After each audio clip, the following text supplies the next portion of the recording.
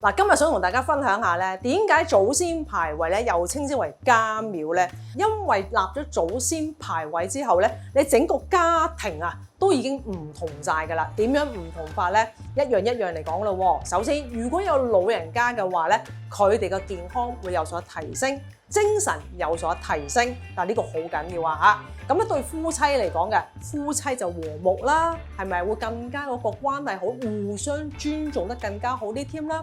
有仔女嘅話嘅學業文昌方面就更加好啦，更加理想。咁屋企人裡面嘅，譬如話有男士，可能佢想嘅就係咩啊？事業運好啦，人緣運好啦，工作運好啦，有所提升啦，係咪啊？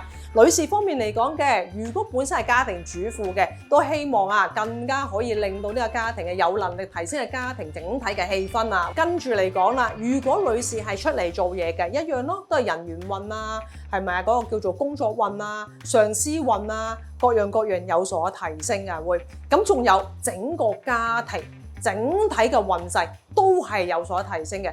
咁所以啦，祖先有力，家庭根基就穩固咯，好冇？嗱，下次再同你分享多啲小知識，拜拜。